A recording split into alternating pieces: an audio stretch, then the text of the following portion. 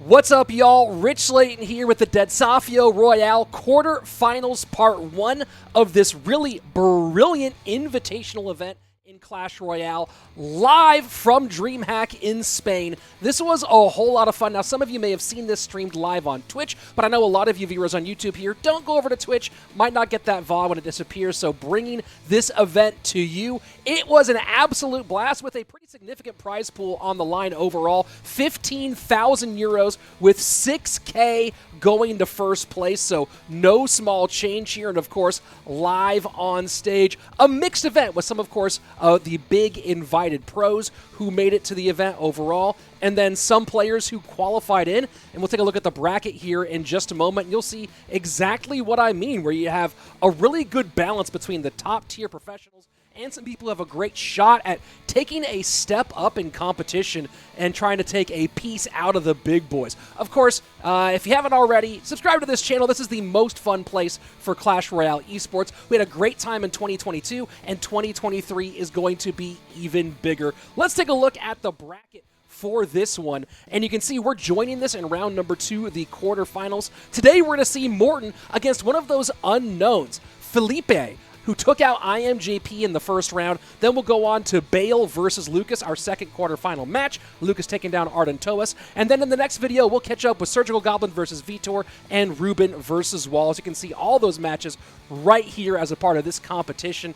Man, these events have been so much fun throughout the year, and what better way to end than with a live event in person, seeing some of these players do what they do best. Of course, Clash Royale World Finals for CRL was so much fun being in person, and we saw a difference between those players who were really ready for the bright lights of the big stage and those players who just weren't able to handle it, who maybe crumbled a bit under that pressure. So we'll see today who's really got it shored up. Of course, you saw on that list Morten in the mix. Not very many people who are better under the big lights than he is. Lucas in there, who had a nice run at World Finals.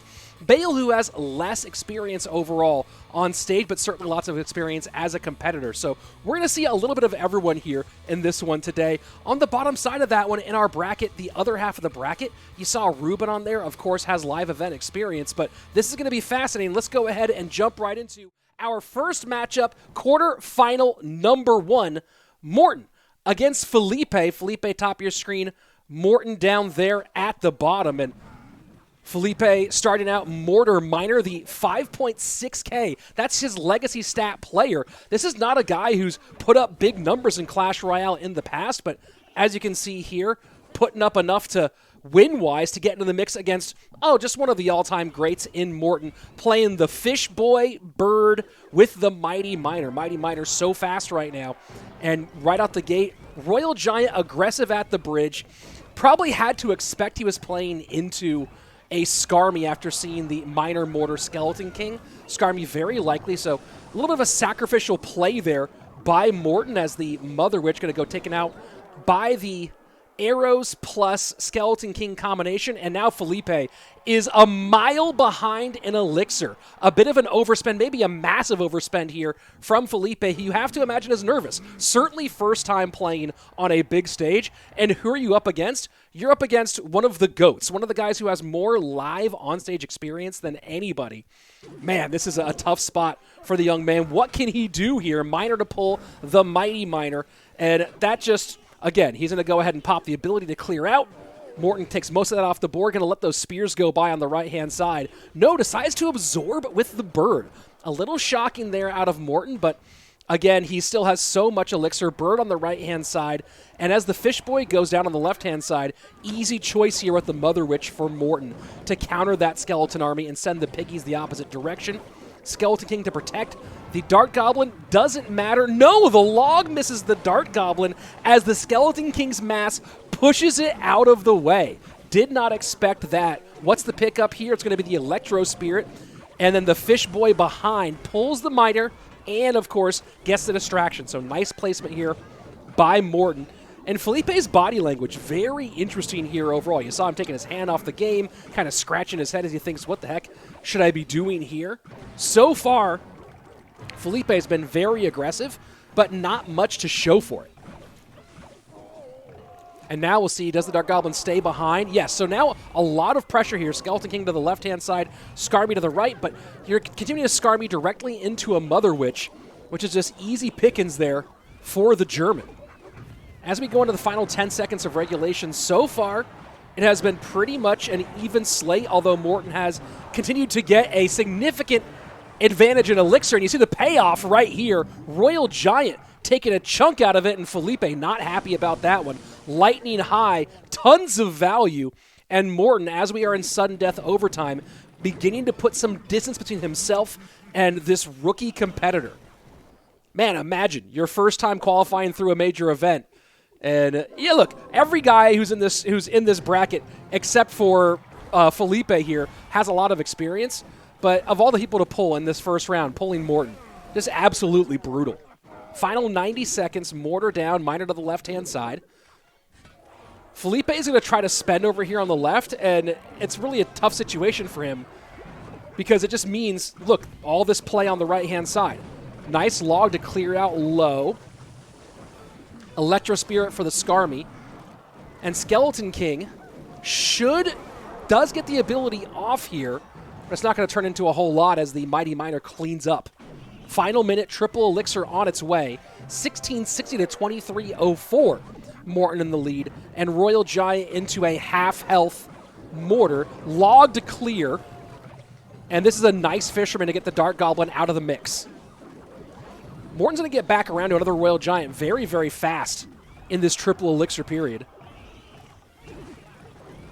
Should be able to pick up on the Gang plus Miner fairly easily. Does with the Mighty Miner plus log play. And now Morten content to just hit some lightnings.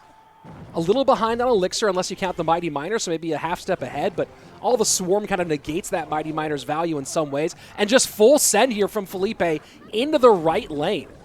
Into the weak side. Arrows trying to get the Mother Witch off the board, and they do. Miner's going to do some nice chip damage here, but with 10 seconds left, it's not going to be anywhere near enough. Mighty Miner plus Fish Boy in the lane.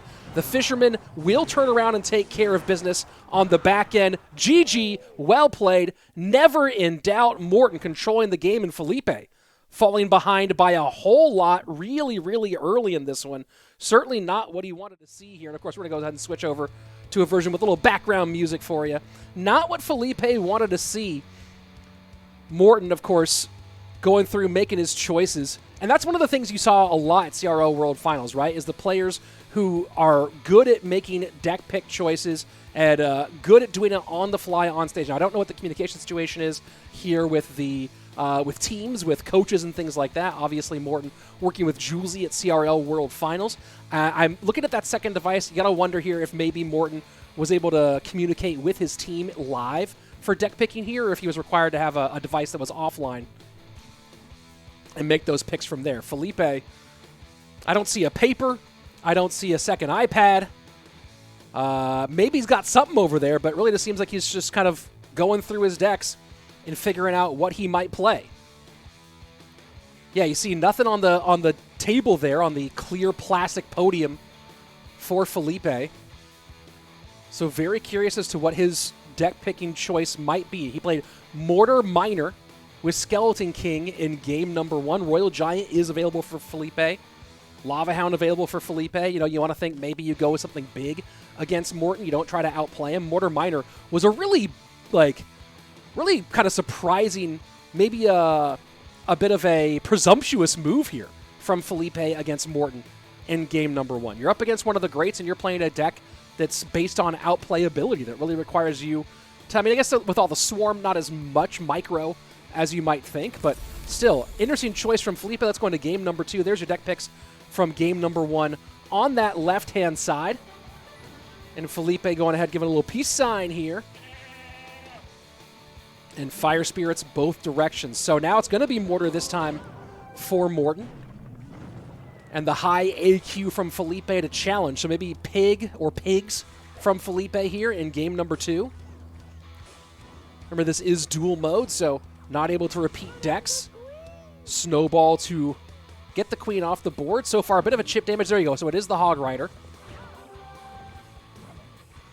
An interesting choice here. Maybe Mortar Hog for Morten. Let me go ahead and switch back to take that music off for us and focus just on the gameplay sounds as we get here into game number 2.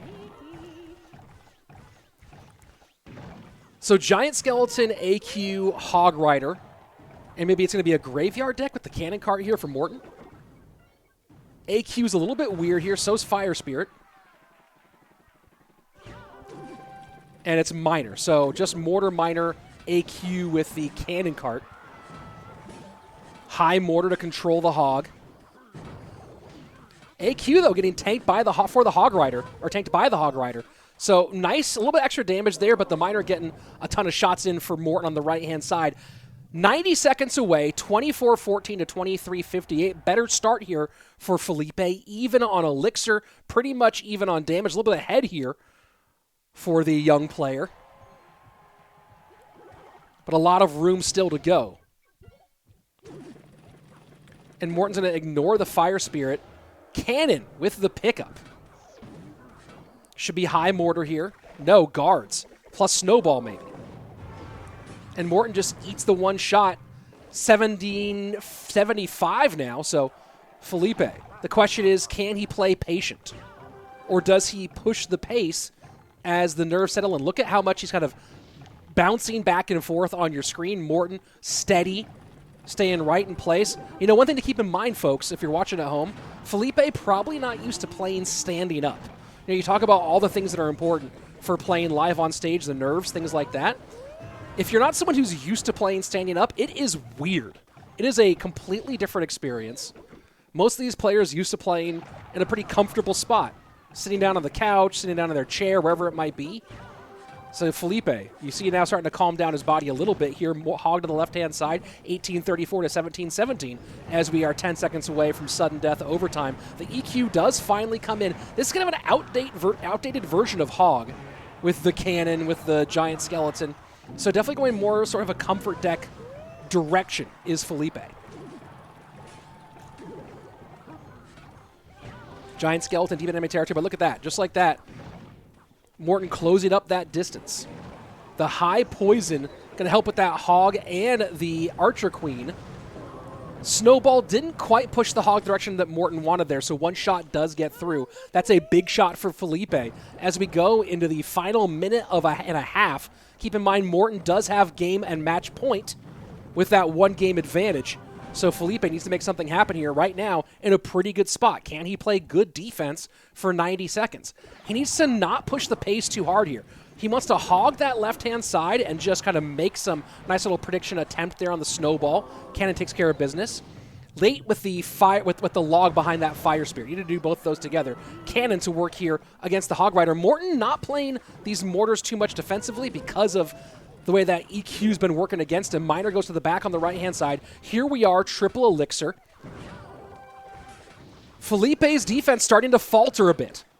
Going to be just at 10-22 on the right-hand side. Now Felipe starts to EQ. He just needs to be doing massive EQ and log cycles here in this left-hand lane. Archer Queen down, does get some damage on the right-hand side. High mortar, and Morten now just trying to put some pressure on. Poison. The EQ on the mortar here. The EQ on the mortar here, not sure about that call. And a second mortar down. And this is Morten just doing a better job at managing the cycle here late game. Does that Hog Rider get there? No, it doesn't. Not in time because of the damage on the right-hand side. And look at that. Unbelievable. Morten taking care of business here in a brilliant, brilliant fashion. Just getting it done, and that all came down to Morten being better at managing that quick cycle there at the end of the game. The way that 3-card cycle comes in, you're playing that Hog EQ deck, and this is me having some conversation with Ian77 about this, who of course is one of the best Hog EQ players of all time. You're playing that Hog EQ deck there at the end. You have to be focusing on that 3-card cycle. You can get EQs and logs down so fast, and it seemed like he was kind of having trouble deciding where to defend and where to play offense. Had plenty of options to defend on the right-hand side, but just let the AQ get through, let the Miner get through. Was spending the EQ on the bridge against the mortar. Just not exactly the thing you're hoping for in that matchup. Man, this was a tough outing, of course. Morten, calm, cool, and collected, gets the big come-from-behind victory and takes a nice win to move on to our semifinals. We'll, of course, take a look at that bracket a little bit later. But, man, coming up next, we have another really, really fun one. Out of Spain on one side, who's a longtime member of Team Queso, it's going to be Bale. And then on the other side is going to be Lucas for this one. So Bale versus Lucas coming up next. One more look at that prize pool, which you'll see, of course, lots of money here on the line for this prize pool as we see our competitors now starting to get ready for this matchup between Bale and Lucas. Here you go. You can see them on stage right now. Lucas, of course, nice and calm. Bale, again, experienced, but a little bit less live event experience than Lucas now, who's now done, this is the second time at Dreamhack, had a good run, a good experience last time, kind of prepared him to play at CRL World Finals. Lucas traveling all the way from Brazil for these events, so pretty cool for him. A little international jet setting over the course of the last year in 2022 for Clash Royale. Didn't get to play in our live version of CRL for 2018-2019, so joining CRL in 2020. Of course, not much travel in 2020 and 2021, but it's been a jet-setting year for the young Brazilian as he goes up against Bale here in our second quarterfinal. Reminder again, this is the first part of our quarterfinal matchups. We will be back again with quarterfinals part 2 for our next one. Let's go ahead and jump into the gameplay, though, here, as I see they are getting into game. And then, of course, semis and finals will also be right here on the channel. Here we go. Lucas top of your screen, Bale at the bottom. And Bale going with the stab gobs. So maybe Royal Giant here, fast cycle variation for Lucas. Mighty Miner in the mix. Mighty Miner so fast now. Bale going with Muskie, so not going to be playing AQ. Bale might be playing a deck that has no... Oh, never mind. Mighty Miner up high. So the current most dangerous champion in the meta out for both players in game number 1. Log to clear. And just a lot of nice, easy cycle play here out of Lucas to open things up. Stab Gob's not going to do much here as the Princess Tower takes care of business. First minute down.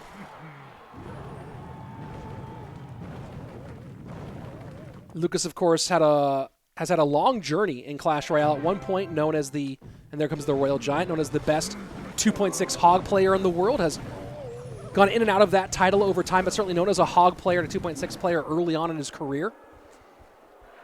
Then came into CRL in 2020 as part of part of Pain Gaming, part of Pain Gaming, and was meant to be the 1v1 star, but that team was struggling. Quite famously switched over to 2v2 and turned that team's fortunes around. They qualified for playoffs. They ended up edging out my friend and co-caster's team, Space Station Gaming, for a berth at World Finals. And then, of course, you guys all saw World Finals. We'll see another member of that team in our second part of our quarterfinals in Wallace, as they did get past Nova Esports there at Worlds. So Mortar Hog for Bale with the Musketeer plus Mighty Miner. Interesting choice here on Mortar Hog variation. Of course, the Mighty Miner will be nice for Bale against that Royal Giant. And he's going to go for the activation here against the Hog Rider, and now we'll see. Interesting here. You know, I've made videos in the past and talked a lot about the technique of how you fully counter Royal Hog Rider with Fisherman. And I used a lot of a video where the GodRF predicted Lucas trying to pull Hog Rider, you know, going back to that Space Station versus Pain Gaming matchup. Earlier in that same year, very famously, a brilliant counter against the attempted pull of the Hog Rider by Lucas, predicted in the middle with a high Goblin play to distract the Fisherman. Look at this Royal Giant just running rampant on the right-hand side. The lead opening up significantly for Lucas. Either way, that was the big Princess Yawn moment, if you do remember your Clash Royale League history. After RF won that one, of course, it was Lucas and Pain Gaming had the last laugh overall in that matchup for the fall split. And right now looking like Lucas getting the first laugh out here. 24-40 to 11-15 with 1:40 remaining. You know, you got to wonder at some point when you see the Fisherman come out and go to one side, That being the only really great counter to the Hog Rider, do you go opposite lane or do you keep on fighting the same lane?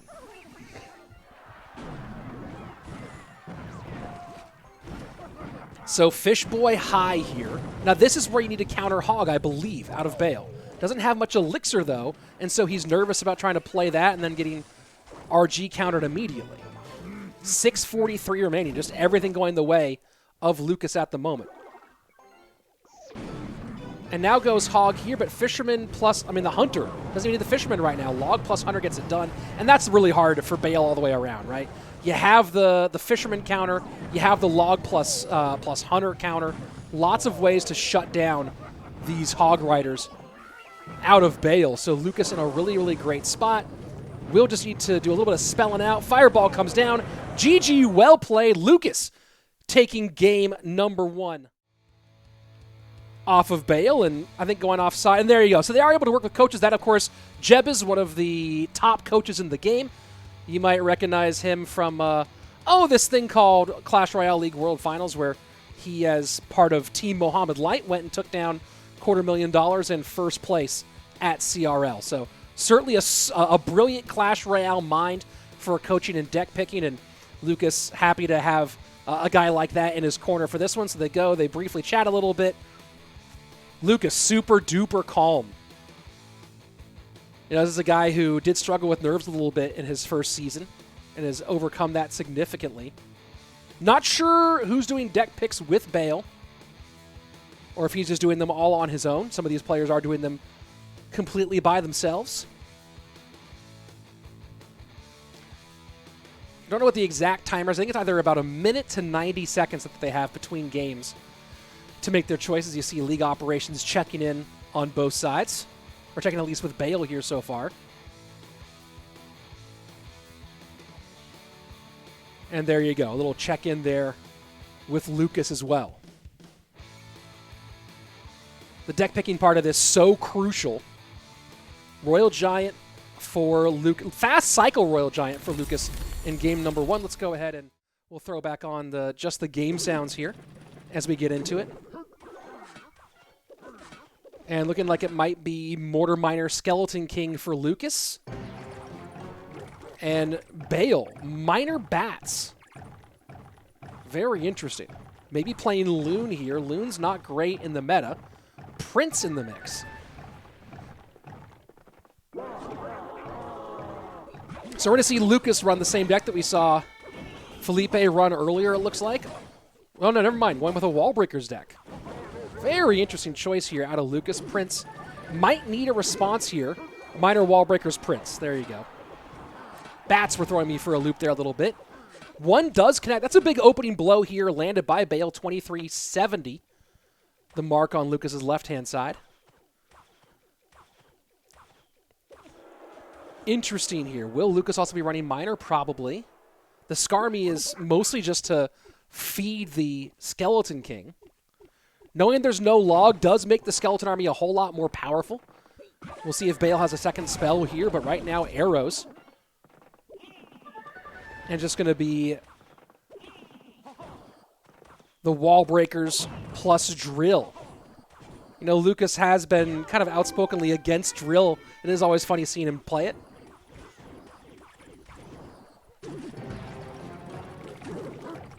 Miner to the inside, trying to tank for those bats. Snowball has to come out.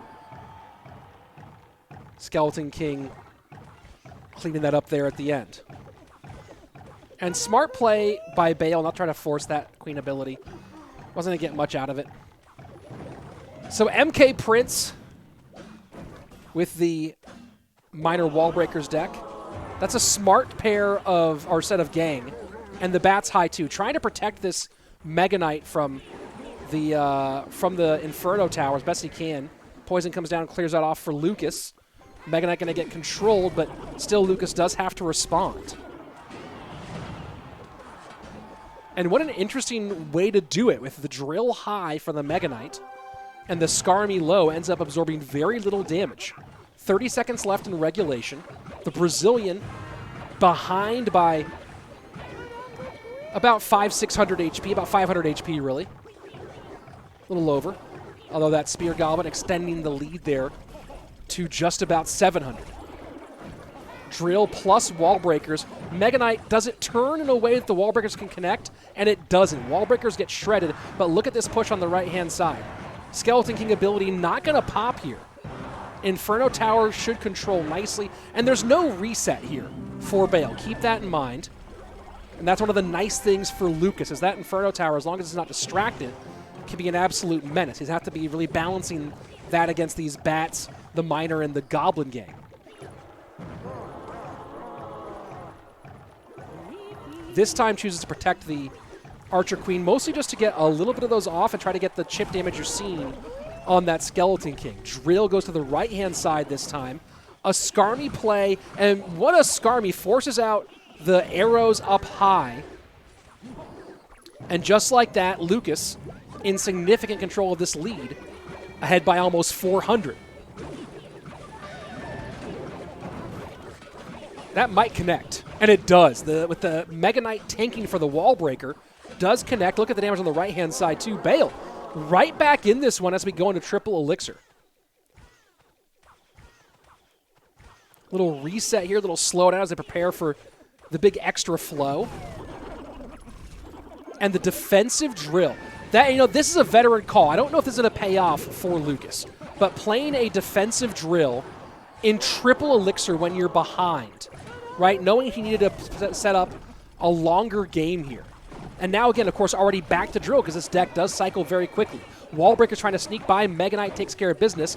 Wallbreaker's low to defend, but they can't do it. And the snowball opens things up. Just like that, Lucas takes the lead 837 to 1190. All of that starting with that really brilliant defensive wall breakers earlier on. Snowball for the Miner doesn't push it far enough away. Miner back on the tower now. Now under 7, a second Miner down. 685, 627. Drill opposite direction. Arrows trying to clear. Can a Snowball and Poison do it? They might do it. Wallace, I mean not Wallace, Bale knows that he just got outplayed. GG, well played. What a bit of gameplay there by Lucas. Man, this kid just turned it on. It's so fun watching Lucas play. And you talk about the high IQ play there at the end. With the drill coming in to play defense, instead of trying to play offensively or go with troops, he knew he could cycle back. All that came pressured on right down the lane, came right there in the middle. He controlled it nicely, and then turned back around for that drill plus snowball. And then in the end, again, same defensive strategy, but this time knew he could poison his way out. Poison versus arrows, knew he was going to be able to get the lead from there. Just really, really great work overall from Lucas. So much fun to watch. And of course, we are in the single elimination phase here, so that means Bale out. You know what that also means is in the semifinals, which I'll have here on the channel in a couple of days, we're going to get Lucas versus Morten. I think we do have the... Yeah, let's take a look at the bracket right here. Lucas versus Morten in a semi-final. Let's go. That's going to be so much fun. And, of course, in the next video, which will be quarterfinals part 2, Surgical Goblin against Vitor, two good friends going against each other, and Ruben versus Wallace. So no matter who goes through in that one, we are going to have a phenomenal time here for the at the end of this competition overall. This has been so much fun. I'm glad to get to bring this to you. Of course, again, if you watch us on Twitch, this might be a nice little replay for you. But overall, happy to bring this DEDsafio like League of Champions practically matchup here for you guys on the channel. This has been a blast. I'll see you back here for quarterfinals part 2, and then semis and the grand final and all that beyond. If you haven't yet, subscribe to the channel, do all that stuff. And as always, be excellent to each other. Mwah. Peace.